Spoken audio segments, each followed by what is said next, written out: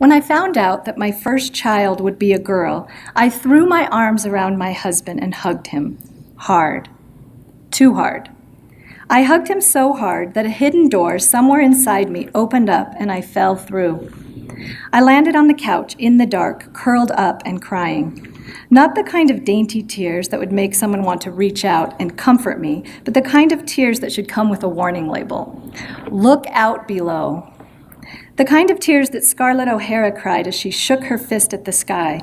As God is my witness, I will never go hungry again. My husband's forehead curled into a question mark.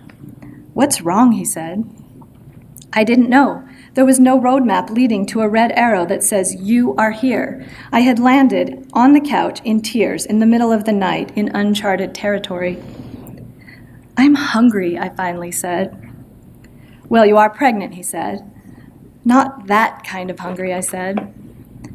You are going to have a daughter. That kind of hungry.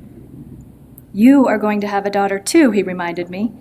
Yes, I nodded, but she will not be like me. She will never have to eat leftovers from someone else's table. She will never have to open the fridge to find it empty. You will feed her pieces of your heart from the palm of your hand. It's unfair, I said, that I can give you a daughter, but you can't give me a father. I'm not proud of it. My body held a baby, but my mind still held a preconceived notion. I was in college at the time, and my algebra teacher, Mr. Yamagata, spent extra time trying to help me understand that when a negative crosses the equal sign, it becomes a positive, and that anything squared is a curve. But it was too late. Plugging a point into the slope-intercept formula and solving for x seems irrelevant when all you can think about is your next meal. Mr. Yamagata's daughter was a cheerleader, and one night during a basketball game, she fell from a pyramid and twisted her ankle. I watched him rush across the gym floor and kneel beside her and pick her up and carry her out.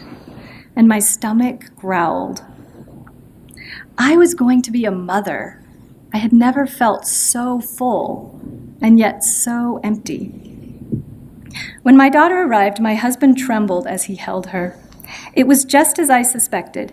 Cupid's arrow had pierced every chamber of his heart, and as she grew, she became a permanent fixture in his arms. When he ate, when he slept, when he studied, when he shaved.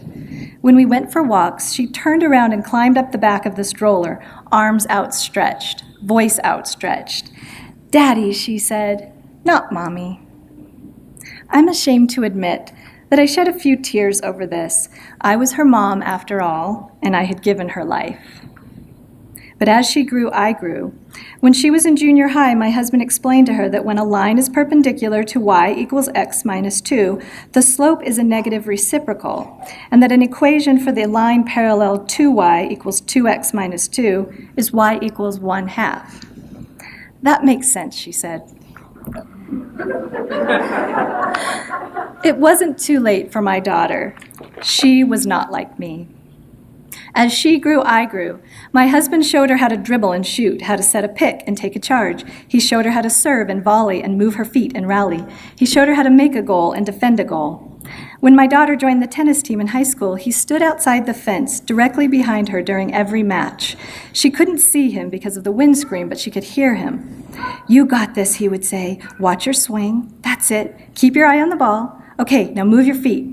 There you go. That's my girl. After each match, my husband would turn to me and say, Are you hungry? Do you need to go grab a bite to eat? Nah, I would smile and shake my head. I'm actually feeling pretty full.